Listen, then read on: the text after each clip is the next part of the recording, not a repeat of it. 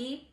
Today we're going to make an easy Bolognese to go with some of our Italian wines.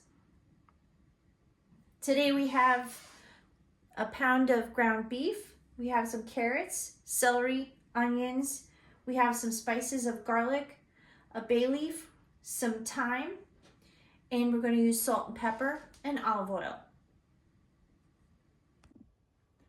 So we're going to heat up our pan. I'm going to get it nice and hot, like a medium heat. We're going to add some olive oil. We're going to let that heat up. Okay, so now our pan is heated up. You can kind of see the olive oil has a little bit of a wave to it. So that's when we know it's actually hot enough. And you hear that sizzle. Okay, so we just want to stir our carrots. Maybe that's a little too hot. You just want to gentle like that. You want to hear that kind of sound. So you want to cook these down to make these carrots a little bit tender.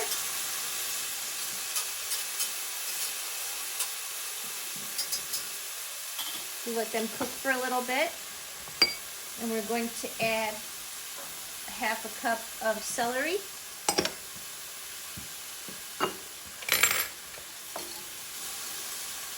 We're going to just stir it a little bit, just until these guys are softened. We don't want our carrots to be crunchy, even though they're nice fresh baby carrots that we've cut up. We don't want them to be crunchy. We want a nice flavor of the carrots.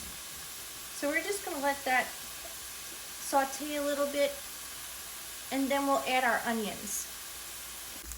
Okay, so our celery and our carrots have sauteed here for a few minutes. This is just 2 of the pieces to our Mirepoix. So a Mirepoix is your celery, your carrots, and your onions. We're going to add those in here. We're going to let those saute until they're translucent. And then we're also going to season our vegetables too. So we want to add a little bit of salt and pepper to get those nice flavors.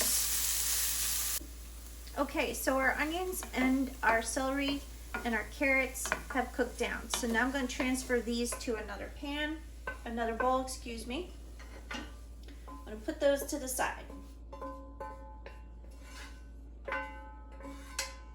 I'm going to add some more olive oil. And we're going to brown our meat. So we have our pound of ground beef. And what we're going to do is actually break up all of this meat so that it's small pieces in our Bolognese sauce. We don't want it to be chunky. We just want to actually just do little bits of meat, not like you're having a piece of steak in your sauce. All right, so we're just gonna cook this down and break this up, and we're gonna season it as well, and then we're gonna add a little bit of water. So now we have the meat actually broken down. So we're gonna add a little bit of water to this, and then we're just gonna continue to stir this and break down the meat. Keep using your fork to kind of break the meat up into smaller pieces. And then we're going to add in 2 whole cloves of garlic. Those will be delicious once you're done, when you can just eat them raw or actually cooked. And then we're going to add some thyme. I'm going to add a bay leaf. And then we're going to add our jarred sauce. Any jarred sauce that you... So here I am still just breaking up that meat, so it's really just fine pieces of meat. And you can see how fine these are compared to the rest of our meats here. So that's really what you're gonna aim for when you're cooking this. So this is my invention. It's not really like meant for this, but I figure this has more little ways to break up the meat into finer pieces.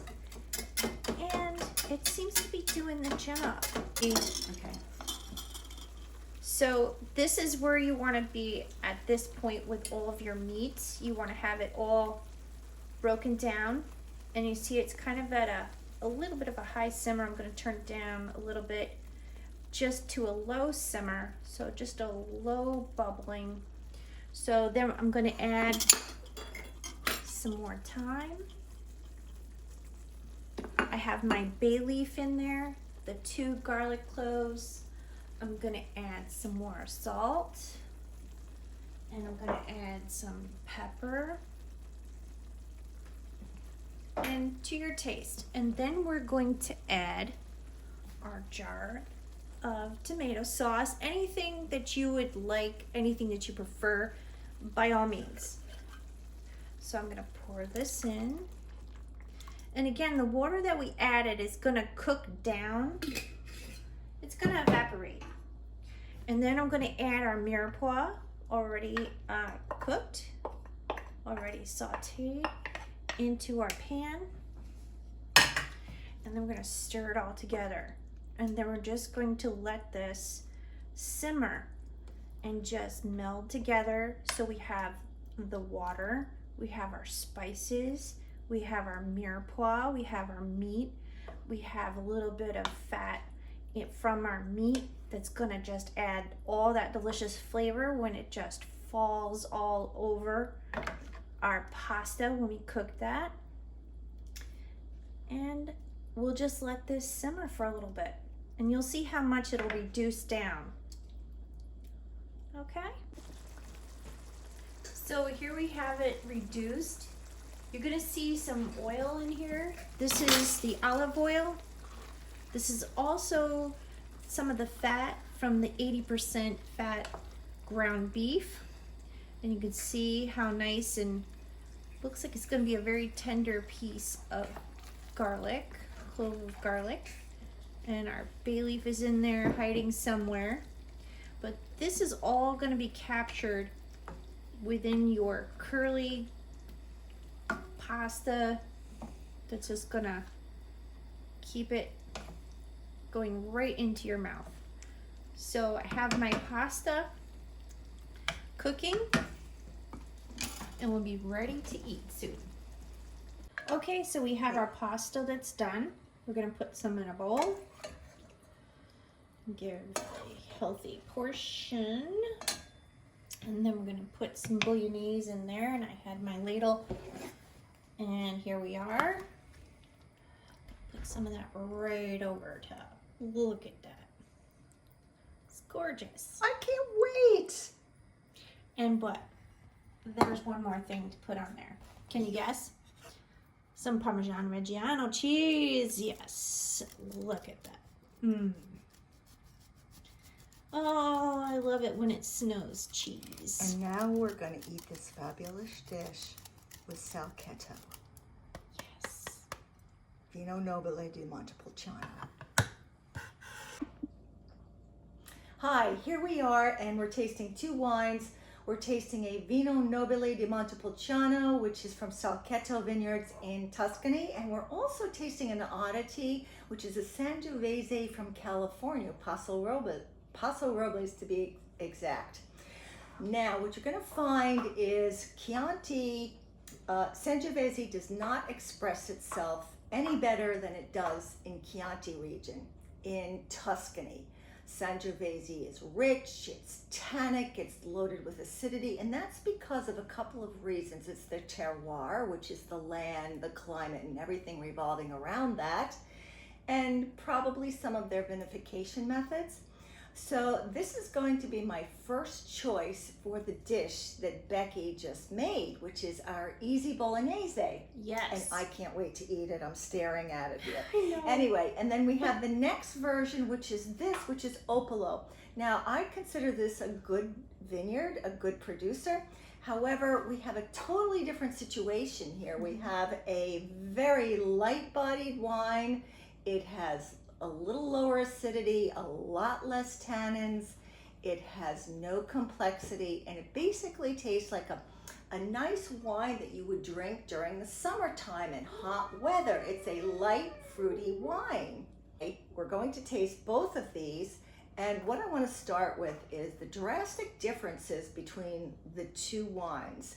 Even though they're the same grape, the terroir is completely different, which includes climate, which includes air currents, which includes soil. I'm sure the winemaking techniques are different.